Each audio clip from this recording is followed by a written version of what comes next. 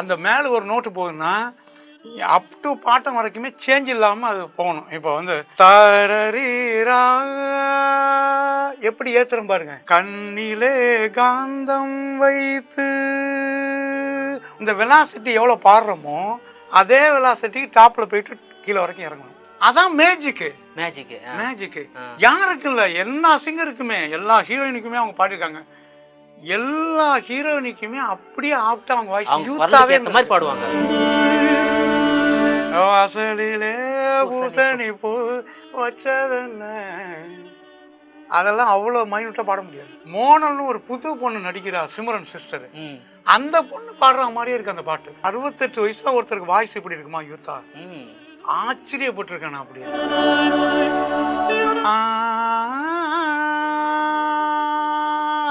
கிளி ஒன்ன தேடுதே.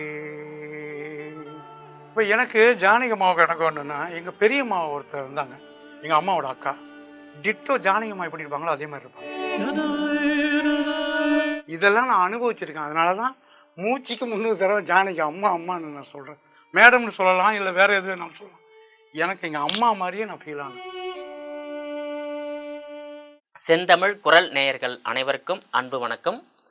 திரைப்பட இசையமைப்பாளர், பாடல் ஆசிரியர், திரைப்பட இயக்குனர் பரணி அவர்கள் நம்மோடு இணைந்துள்ளார். அவருடைய திரை பயணம் குறித்தும், குறிப்பாக இந்த மண்ணுலகை விட்டு விண்ணுலகத்திற்கு சென்றுள்ள இசை அரசி எஸ் ஜானகி அவர்களுடைய மரணம் குறித்தும் விரிவாக விவாதிக்கலாம்.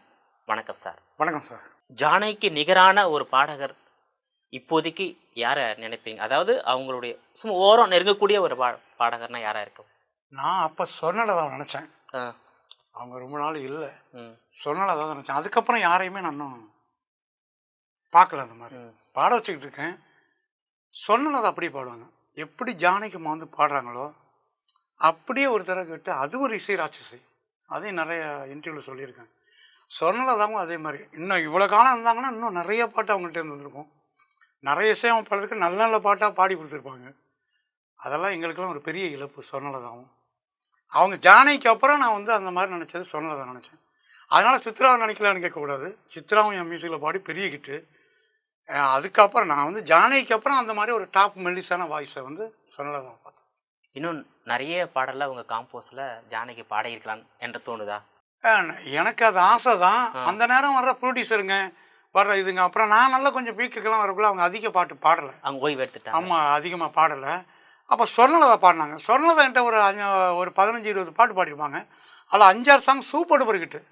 துளி துளியாய் முதலாம் சந்திப்பில் நிறைய பாட்டு சொர்ணலதா பாடினது. பொட்டு எடுத்து வச்சு விடுவா, நிறைய பாட்டு அவங்க பாடின பாட்டு எனக்கு ஹிட்டு. அது மாதிரி சூப்பராக வந்து சொர்ணலதா பாடம். அம்மாவுக்கு அப்புறம் சொர்ணலதா எனக்கு நிறைய பாடியிருக்காங்க.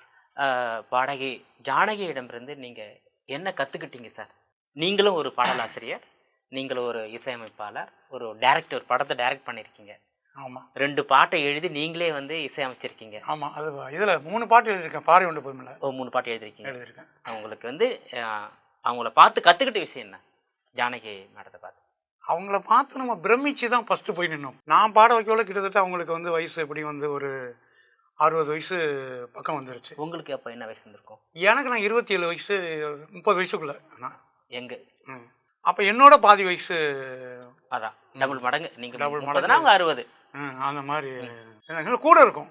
எனக்கு நான் இப்போ 50+ தான் எனக்கு. இப்போ அவங்களுக்கு வந்து 88. அப்போன்னு பார்த்துங்க. அப்போது ஒரு 38. 38 வயசு மூத்தவங்க. அப்போ நான் அவங்கள பாட வைக்கல. அவங்களுக்கு 38, என்னோட 38 வயசு உள்ளவங்க. அப்போன்னு பார்த்தாங்க ஒரு 60-68 வயசுல தான் எனக்கே பாடியிருப்பாங்க. அப்போ பாடக்குள்ளையும் 68 வயசுல ஒருத்தருக்கு வாய்ஸ் இப்படி இருக்குமா யூத்தா? ஆச்சரியப்பட்டிருக்கேன் நான். அப்படியே மோனல்னு ஒரு புது பொண்ணு நடிக்கிறா, சிம்ரன் சிஸ்டர். அந்த பொண்ணு பாடுற மாதிரியே இருக்கு அந்த பாட்டு. அந்த 20 வயசுக்குள்ள உள்ள பொண்ணு பாடுற மாதிரியே அவ்வளோ மேட்சிங்காக இருக்கு அந்த வாய்ஸ். அசைந்தாலும் காட்டுறது. அதுதான் நான் பிரமிச்சது அவங்கள்ட்ட. அந்த ஹீரோயினுடைய குரலை இவங்க கேட்டுட்டு அதுக்கேற்ற கேட்கவே இல்லை. அதான் மேஜிக்கு. யாருக்கு இல்லை, எல்லா சிங்கருக்குமே எல்லா ஹீரோயினுக்குமே அவங்க பாடிருக்காங்க. எல்லா ஹீரோயினுக்குமே அப்படியே ஆப்டா அவங்க வாய்ஸ் யூத்தாவே மாதிரி பாடுவாங்க. குரல் அவங்களுக்கு 88 வயசு வரைக்குமே வயசு 16ல் தான் இருந்திருக்கு வாய்ஸ் மட்டும். அது கடவுள் கொடுத்துட்டாரு. அதை அவங்க உடம்புக்கு மட்டும்தான் ஏஜ் ஆகிருக்கணும், குரலுக்கு கிடையாது. கொஞ்சம் தெம்பு இருந்ததுன்னா 88 வயசுலையும் பாடுவாங்க. உடம்புக்கு ஒரு தெம்பு வேணும்ல, அது இல்லாதனால தான் பாட முடியல. வோக்கல் கார்டு அவங்களுக்கு மாறவே இல்லை, அப்படியே தான் இருந்தது. அதான் மாறவே இல்லை, மாறவே இல்லை. ஏன்னா கடைசியில் வந்து 96ல் ஒரு சீனுக்கு அந்த டெலிட்டட் சீனு அதை கூட வந்து பாடி காட்டுறாங்களே, என்ன வயசு அப்போ. அந்த மாதிரி ஜானகி அம்மா வந்து அந்த குரலுக்கு அவங்க அது அவங்களுக்கு கிடைச்ச கிஃப்ட்டு, அது இந்த கடவுள் கொடுத்த மிகப்பெரிய கிஃப்ட்டு.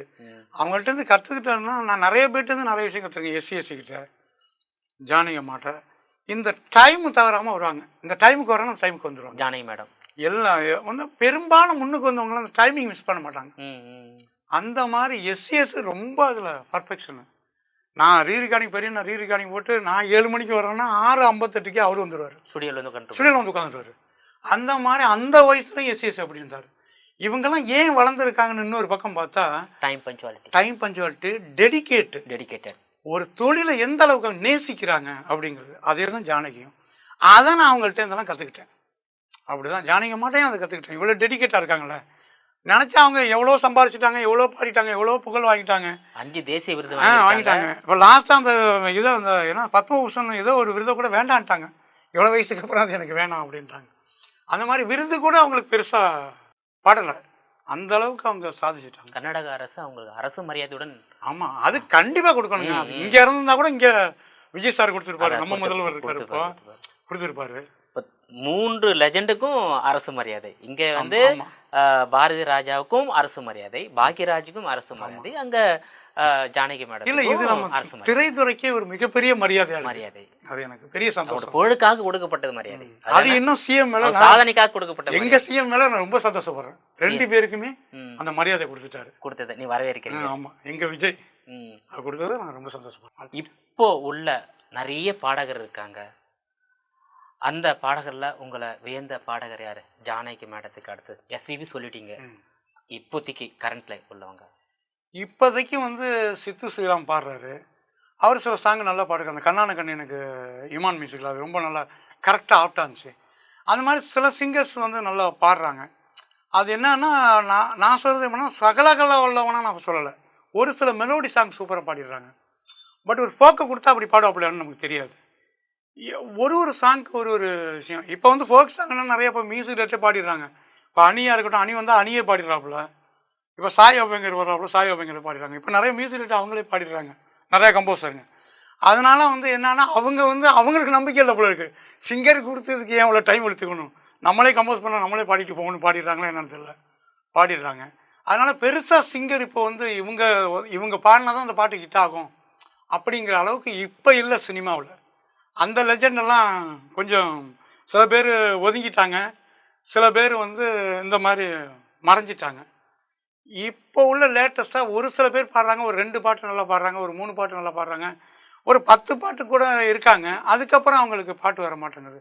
ஏன்னா அந்த ப்ராக்டிஸ் போதலை அப்படின்னு தான் நான் நினைக்கிறேன். நிறைய போதலை. ஏன்னா நம்ம நினச்சிக்குவோம் இது கரெக்டாக தான் பாடுறோன்னு, ஆனால் பாட்டு அது வேற ஒரு ஃபீல்ல கேட்கும். அதை இவங்க ஃபுல்ஃபில்லே பண்ண முடியாமல் நிறைய சிங்கர் இருக்காங்க. ஒரு டியூனை கம்போஸ் பண்ணுறோன்னா அதை அப்படியே பாட முடியும். ஜானகி அப்படியே பாடுவாங்க. ஏன் சொல்கிறேன்னா ஒரு சில பிளேஸ் எல்லாம் இருக்குது கரெக்டாக பாடுற மாதிரியே தான் இருக்கும். ஆனால் அந்த ஸ்மார்ட்னஸ் அப்படி டக்குன்னு அப்படி தூக்கி கொண்டு அதை ஜாயின் பண்ணி அப்படி இறக்கி இப்படி வருவாங்க. அந்த மாதிரிலாம் பாட முடியாது. சாதாரண ராமராஜன் பாட்டு வாசலிலே பூசணி பூ வச்சதென்ன, அதெல்லாம் அவ்வளோ மைனூட்டாக பாட முடியாது. அது சொல்லி கொடுத்தோம்னா வராது. அவ்வளோ விஷயம் இருக்கு அதில். வெறுமனே கேட்கறதுக்கு நமக்கு ஒன்றுமே தெரியாது. அதுக்குள்ளே நீங்கள் ட்ராவல் ஆகணும்னா தெரியும். ட்ராவல் ஆகணும். அந்த மாதிரி சிங்கர் இப்போ ட்ராவல் ஆகுறது இல்லை. இப்போ ப்ராக்டிஸ் நிறையா பிள்ளைங்க வருதுலாம் அந்த பாட்டை தானே எடுத்து பாடுதுங்க. ஆமாம், இப்போ உள்ள பாட்டை ஏன் பாட மாட்டேங்கிறாங்க? அவ்வளோ விஷயங்கள் இல்லை அப்படிங்கிறது ப்ரோக்ராம்ல தெரியுதா? ஆமாம், அதுதான் விஷயம். இப்போது ஒரு பாடகர் நம்ம ஜானகி மேடத்துக்கிட்ட உள்ள என்னென்ன திறமைகள் இருந்தது, குறிப்பாக ஒரு பாடகர்கிட்ட என்னென்ன திறமைகள் இருக்க வேண்டும், ஒரு பாடகராக ஆகணும் ஜானகி மாதிரி ஆகணும்னா என்னென்ன திறமைகள் இருக்க வேண்டும்? நீங்களும் ஒரு பாடகர், அதை பற்றி நான் என்ன பாடகர்னு சொல்லாதீங்க. ஐயா, நீங்கள் நல்லா பாடுறீங்க, சூப்பராக பாடுறீங்க. பாடகர்னு சொல்ல முடியும், கம்போசரு. ஓகே, பாடுறேன். நிறைய பேர் அதான் சொல்கிறாங்க. இன்டர்வியூவில் நான் பாடுறதை கேட்டு நிறைய பேர் சூப்பராக பாடுறீங்க, நீங்கள் பாட்டு பாடியே ஆகணும். நீங்க நல்லா பாடுறீங்க, உங்க பாட்டுக்கு நானே மெய் மறந்து ஓகே, போயிருக்கேன். Thank you sir, thank you sir, thank you sir. சாதாரண உட்காந்து பாடுறீங்க, நீங்க அந்த செட்டப் இல்லாம பாடுறீங்க, சாதாரண உட்காந்து சேர்ல உட்காந்து பாடுறீங்க. Thank you sir. திரைப்படத்துல வரக்கூடிய பாடல் மாதிரியே இருக்கு, கொஞ்சம் கூட மாறல உண்மையிலே. அதனால ஒரு பாடல் ஆசிரியர்கிட்ட என்னென்ன திறமைகள் இருந்தால் ஒரு சிறந்த பாடல் ஆசிரியர் வரலாம். குறிப்பா ஜானகி மேடம் கிட்ட என்னென்ன திறமைகள், அதாவது அவருடைய சக்தி மீறி இருந்தது, அதாவது இயற்கையுடைய அமைப்போடு சொல்லலாம் இல்லையா, ஆட்டோமேட்டிக்கா அந்த உடம்புக்குள்ளேயே அந்த கலை உலகம் இருக்கு, அந்த மியூசிக் உலகம் இருக்கு, கடலோட கிரேஸ் இருக்குன்னு சொல்றாங்கல்ல. அப்படி சொல்றப்போ ஜானகி மேடத்துக்கிட்ட என்னென்ன தகுதிகள், என்னென்ன சிறப்பு அம்சங்கள் இருந்தது? நான் இப்போ நிறைய சிங்கர் வந்துட்டாங்க, நிறைய இசையமைப்பாளர் வந்துட்டாங்க. ஏன்னா இப்போ வந்து குடிசை தொழில் மாதிரி ஆயிடுச்சு. எது இந்த மியூசிக் ஃபீல்டு, இசை ஃபீல்டு அதனால சிம்பிளாகி போச்சு. சிம்பிளாகி போச்சு. யார் வேணாலும் ஒரு மைக் கிடைச்சா, ஒரு செல் கிடைச்சா ரெக்கார்ட் பண்ணிடலாம். டெக்னாலஜி வளர்ச்சி காரணமாக எல்லாருமே வந்துட்டாங்க. ஆனால் இதில் வந்து அதிகம் ஜெயிக்க போகிறதுக்குன்னு ஒரு தனி டேலண்ட் இருக்குது. அது எப்படின்னா, இப்போ ஜானகி மாதிரி அது இயற்கையாக கிடைக்கணும். ஜானகி கிடைச்சது இயற்கையாக கிடைச்சது. அது வந்து அவங்க அதை வந்து ப்ராக்டிஸ் பண்ணிக்கிட்டாங்க. இன்னொன்று எப்படின்னா, உங்களுக்கு ஒரு பயிற்சி பண்ண, இப்போ ஓடுறோன்னு வச்சுக்கோங்க, ஒரு ஓட்டப்பந்தயத்தில் நம்ம பயிற்சி பண்ணாதான் எவ்வளோ உடம்பு தூக்கிட்டு ஓட முடியும் காற்று மாதிரி அப்படின்னு நமக்கு அது பயிற்சி பண்ணாதான் தெரியும். இல்லைன்னா வெறுமனே போய் நீங்கள் ஃபஸ்ட்டு கலந்துக்கிட்டிங்கன்னா நீங்கள் அதில் ஃபஸ்ட்டு வர முடியாது. அந்த ப்ராக்டிஸும் ரொம்ப முக்கியம். நமக்கு டேலண்ட் இருந்தால் கூட ப்ராக்டிஸ் ரொம்ப முக்கியம். அந்த ப்ராக்டிஸ் முக்கியம், அந்த அந்த ஃபிசிக்கலும் ரொம்ப முக்கியம். அந்த ஹோக்கலை எல்லாமே ஒத்து போகணும். அந்த மேலே ஒரு நோட்டு போகுதுன்னா அப் டு பாட்டம் வரைக்குமே சேஞ்ச் இல்லாமல் அது போகணும். இப்போ வந்து தாரரீரா எப்படி ஏற்றுறோம் பாருங்க, இது தாரரீரான்னு ஏற்றக்கூடாது. இங்கே கொடுக்குற போர்ஸ் அங்கே கொடுத்துடக்கூடாது. அங்கே வந்து கம்ப்ரஸர் பண்ணி வாய்ஸை ஏற்றணும். அந்த விஷயமெல்லாம் நீங்கள் ப்ராக்டிஸ் பண்ணாதான் தெரியும். இந்த அப் டு பாட்டம் போகக்குள்ள எப்படி வாய்ஸை கொண்டு போகணும், கீழே கொண்டு வரக்குள்ள எவ்வளோ பேஸு ப்ரெஸ் கொடுக்கணும், இதெல்லாம் ப்ராக்டிஸ் பண்ணாதான் தெரியும். ஜானகி மேடம் அவ்வளோ ப்ராக்டிஸ் பண்ணியிருக்காங்க. ஆமாங்க, இல்லைன்னா பாட முடியாத. எஸ்பி அவ்வளோ ப்ராக்டிஸ் பண்ணியிருக்காரு, இல்லைன்னா இவ்வளோ பெரிய சிங்கர். யார்கிட்ட ப்ராக்டிஸ் எடுத்துக்கிட்டாங்க? அவங்க தானாகவே வந்து லதா மங்கேஷ்கர் அந்த எல்பி ரெக்கார்டுன்னு சொல்லுவோம், அந்த பழைய இந்த இப்படி சுத்து முள்ள இப்படி முள்ளெடுத்து வைப்பாங்க, அந்த சாங் வரக்குள்ளே அவங்க நிறைய சாங் ப்ராக்டிஸ் பண்ணதான் அவங்க இன்டர்வியூவில் சொல்லியிருக்காங்க. நம்ம காலத்துலாம் தெரியாது, எனக்கெல்லாம் நான் பெரிய அவங்க இன்டர்வியூவில் சொல்லியிருக்காங்க. அதை லதா மங்கேஷ்கர் இசை தட்டி இறங்குனுச்சா அதை வாங்கி கொண்டு தான் அவ்வளோ தடவை கேட்டு அப்படியே பாடுவாங்களாம். அந்த மாதிரி அவர் கண்டசாலா சாங்கை அவ்வளோ ப்ராக்டிஸ் பண்ணியிருக்காரு எஸ்பி. இப்போ யாரை ப்ராக்டிஸ் பண்ணுறா சொல்லுங்கள், ஒரு சிங்கரை நீங்கள் சொல்லுங்கள். அது இப்போ நான் சொன்னேன், இதெல்லாம் தெரியாது நிறைய பேருக்கு. அவங்களுக்கு மேலே வாய்ஸை கம்பேர் பண்ணி எப்படி கொண்டு போகணும். கண்ணிலே காந்தம் வைத்து ஒரே சீராகவே கொண்டு போகணும். கீழே வரக்குள்ளேயும் அதே இந்த வெலாசிட்டி எவ்வளோ பாடுறோமோ அதே வெலாசிட்டி டாப்பில் போயிட்டு கீழே வரைக்கும் இறங்கணும். அப்போ ப்ராக்டிஸ் பண்ணால் தான் தெரியும். அதை நம்ம வெறுமனே இதை கற்றுக்கிட்டா வந்துடும் அப்படிலாம் சொல்ல முடியாது. அதுக்கு ஒரு நுட்பம் இருக்குது. இவ்வளோ விஷயங்கள் வந்து ஜானகி மேடத்துக்கிட்ட இருந்தது, நீங்கள் பார்த்து கற்றுக்கிட்டீங்க. இப்போ ஜானகி மேடத்தை பற்றி நிறைய நிறைகளை, சாதனைகளை, புகழ சொன்னீங்க. குறைகள் ஏதேனும் இருந்ததா உங்கள் பார்வையில்? இல்லை, அவங்கள்ட்ட குறைகள் குறைகளே இல்லை. இல்லை, ஏன் பார்வையில் அவங்க வீட்டில் இல்லை வேற யாருக்காவது அவங்களுக்கு, ஏன்னா எல்லாம் ஒரு ஃபேமிலி லைஃப் பற்றி விட்டுருங்க. அதான் ப்ரொஃபஷனலாக அவங்க பாடல் துறையில் ஏதேனும் சிறிய ஒரு குறைகளை நீங்க பார்த்துருக்கீங்களா, இல்லை உணர்ந்திருக்கீங்களா? குறைகளே இல்லாத ஒரு பாடகரா அப்படின்னு கேட்குறேன். எனக்கு பாடின சாங்கு அதிகம் கிடையாது, 2 சாங்கு தான். இன்னும் மேபி நிறையா பாட வச்சுருந்தேன்னா அதில் ஏதாவது அவங்களுக்குள்ளே நாங்கள் 2 பேரும் ஏதாவது பேசியிருக்கலாம். அது எனக்கு அந்த அனுபவம் வாய்க்கலை. எனக்கு பாடின வரைக்கும் எந்த குறையும் அவங்கள்ட்ட நான் பார்த்ததில்லை. சூப்பராக பண்ணி கொடுத்தாங்க. பாடல் ஆசிரியராக மிகப்பெரிய புகழின் உச்சிக்கு சென்று பல சாதனைகளை வந்து படைச்சிருக்காங்க. பல திரைப்படத்தை வெற்றி படமாக ஆக்கியிருப்பாங்க. பல ப்ரொடியூசருக்கு லாபம் வரக்கூடிய படமாக ஆக்கியிருப்பாங்க. பல இயக்குனரை வந்து உருவாக்கியிருப்பாங்க. ஏன்னா அவங்களுடைய பாடல் ஹிட்டான பிறகு படம் ஹிட் ஆகல. ஆமாம், மியூசிக்கும் அந்த பாடலும் தான் ஒரு கதை, அதை தாண்டி கதை, அதை தாண்டி நடிப்பு, இது 4 தான் ஒரு படத்தை வந்து வெற்றி கொண்டு போகும். ஸோ அந்த வகையில் அவங்களால நிறைய படங்கள் ஹிட் ஆகிருக்கும். ஆமாம், அதான் ஒன்றா. இப்போ எனக்கு ஜானகி அம்மாவுக்கு எனக்கு ஒன்றுன்னா, எங்கள் பெரியம்மா ஒருத்தர் இருந்தாங்க, எங்கள் அம்மாவோட அக்கா. டிட்டோ ஜானகி அம்மா எப்படி இருப்பாங்களோ அதே மாதிரி இருப்பாங்க. அதனால எனக்கு அவங்க அம்மானே தான் தோணும் எனக்கு. ஓஹோ, அது ஒரு உணர்வு எனக்குள்ளே வந்துடும். அவங்கள பார்த்தாலே எனக்கு அம்மா, எங்கள் பெரியம்மா அப்படிங்கிறது தோணும். எங்கள் அம்மாவோட 3வது அக்கா. அதே மாதிரி சேம் கலரு, சேம் முடி, நரைச்ச முடி, சேம் மூக்கு நீளம், இதே தான். அவங்க நான் போட்டோ காட்டினேன்னா நீங்கள் சொல்லுவீங்க, அந்த மாதிரி இருந்தாங்க. அதனால அவங்க மாதிரியே எனக்கு அவங்கள ஃபீல் ஆகும். இன்னும் ஒன்று, நான் சின்ன பிள்ளையா இருந்து எனக்கு ஒரு 10-15 வயசு வரக்குள்ள 76 வந்து அன்னைக்கு ரிலீஸ் ஆகிருக்கு. எனக்கு ஒரு 10-15, நான் 71 பிறந்தது. நான் ஒரு 10-15 வயசு வரக்குள்ள அந்த அன்னைக்கு ஹம்மிங் இருக்குல்ல, நம்ம ஊர்லலாம் ஒரு படம் ரிலீஸ் ஆனால் ஒரு வருஷம் கணக்கில் அப்புறம் வரும் அந்த படமோ அப்போல்லாம் இங்கே மெயின் தேட்டரில் ரிலீஸ் பண்ணுவாங்க. அதுக்கப்புறம் வில்லேஜுக்கு வரத்துக்கு 2 வருஷம் ஆகிடும். அது அந்த மாதிரி தான் பாட்டு வந்துடும். அந்த மாதிரி பாட்டு கேட்கலாம். இந்த அன்னைக்கிளியோட ஹம்மிங் இருக்குது பாருங்களேன். எங்கள் அம்மாலாம் எங்கள் தஞ்சை மாவட்டத்திலலாம் என்ன வயக்காட்டு வேலை, அந்த வேலைக்கு போயிடுவாங்க. போயிட்டு ஈவினிங் தான் வருவாங்க. நான் ஸ்கூல் போயிட்டு வந்து எங்கள் தெருவில் வந்து ஒரு ஆலமரம் இருக்கும். இப்படி ஏறி நிற்கிற மாதிரி ஒரு வளைஞ்ச ஆலமரம். அதில் ஏறி நின்னா அந்த அன்னைக்கிளி சாங் எங்கேயாவது ஓடும், அந்த ஹம்மிங்கு அப்படி வரும். அந்த வரிகள் பாடிக்க, அன்னக்கிளி ஒன்று தேடுதே. இது நான் கேட்கக்குள்ள இந்த ஹம்மிங்கும் எங்கள் அம்மாவுக்கும் ஒரு கனெக்ட் ஆகும்.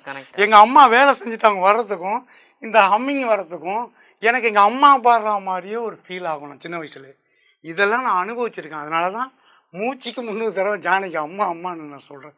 மேடம்னு சொல்லலாம், இல்லை வேறு எது வேணாலும் சொல்லலாம். எனக்கு எங்கள் அம்மா மாதிரியே நான் ஃபீல் ஆனேன். இப்போ இந்த 2 மாதத்தில் பாரதி ராஜா, பாக்கியராஜ், இசையரசி ஜானகி 3 பேருமே லெஜெண்டு, 3 பேருமே இறந்துருக்காங்க. இதனால் இந்த திரைத்துறைக்கு எத்தகைய ஒரு பின்னடைவு ஏற்படும் நினைக்கிறீங்க ஒரு இசையமைப்பாளர்? இவங்க 3 பேர் இடத்தையும் யாரால நிரப்ப முடியாது. இந்த வந்து இல்லை நீங்கள் 300 பேர் என்ன 300 கோடி பேர் வந்தால் கூட நிரப்ப முடியாது. 140 கோடி இருக்கும் இந்தியாவில். ஆமாம், யாருமே அந்த இடத்த நிரப்ப முடியாது. அவங்க தான் அந்த 3 லெஜெண்டு தான். இனிமே வேற இதை விட பெரிய லெஜெண்டா கூட வரலாம், அதுக்கு வாய்ப்பு இல்லைன்னு நான் சொல்ல முடியாது. இவங்க 3 பேர் லெஜெண்டு தான். அந்த இடத்த யாராலுமே பூர்த்தி பண்ண முடியும். திரைப்படத்துறைக்கும் பின்னடைவு, பெரிய பின்னடைவு தான். அவங்களுடைய நேரடி பங்களிப்பு இல்லைனாலும் சரி, அந்த மற்ற கலைஞர்கள் வந்து தவறு செய்தா அதை திருத்தக்கூடிய இடத்துல இருந்திருக்காங்க. ஆமா ஆமா, அது இப்போ ஒரு குறைதான். அவங்கள இன்ஸ்பயர் ஆகி வந்தோம்ல. இப்போ வந்து பாரதி ராஜா படமெல்லாம் பாட்டு நிறைய பேர் இன்ஸ்பயர் ஆகி வந்திருக்காங்க. பாக்கியராஜ் படத்தை பாட்டு இன்ஸ்பயர் ஆகி வந்திருக்காங்க. பாக்கியராஜெல்லாம் அந்த காமெடி அவரை எந்த அளவுக்கு அவர் மட்டம் தட்டிக்கணுமோ அப்படி தட்டிவார். கதையில் ஒன்றுமே தெரியாத ஆள் மாரியே அவர் படத்தில் காட்டிவார். அந்த இடத்த தான் டைட்டில் கார்டே போடுவார். பாக்கியராஜோட ஒரு ரூட்டு தனி. பாரதிராஜட்ட இருந்தால் கூட பாரதிராஜோட ஸ்டைலே அவர் ட்ரை பண்ணல. பாக்கியராஜுன்னு ஒரு தனி ஸ்டைலை உருவாக்குனார். அதுதான் அவரோட முத்திரை. அந்த மாதிரி அவங்கவுங்க ஒரு லெஜெண்ட் ஆனவங்களாம் அவங்கவுங்க தனித்துவத்தை இங்கே மிகப்பெரிய லெவலில் பதிவு பண்ணியிருக்காங்க. அது படமாவோ வசனமாவோ இசையாவோ. பாக்கியராஜ் இசையும் பண்ணியிருக்காரு.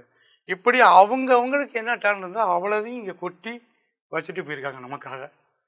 அதை நம்ம பார்த்து இனிமேல் வர்ற கலைஞர்கள் அந்த ரூட்டில் நம்ம பயணிக்கலாம் அப்படின்னு நான் நினைக்கிறேன். நிறைய பேருக்கு அது ஒரு இன்ஸ்பயராக இருக்கும்னு நினைக்கிறேன். மறைந்த இசையரசி ஜானகியுடைய புகழை பற்றியும் சாதனை பற்றியும் ரொம்ப விரிவாக விளக்கமாக எங்கள் நேயர்களுக்கு விளக்கமைக்கு மிக்க நன்றி. அதே போல் ஜானகிம்மா பற்றி இவ்வளோ பெரிய இன்டர்வியூ நான் இது வரைக்கும் பேசினதே இல்லை. நீங்கள் தான் அம்மாவை பற்றி அப் டு பாட்டம் கேட்டு என்னால் என்கிட்ட என்ன வாங்க முடியுமோ அதெல்லாம் வாங்கிட்டீங்க. அது நேயர்களுக்கும் ஒரு மிகப்பெரிய அனுபவமாக இருக்கும்.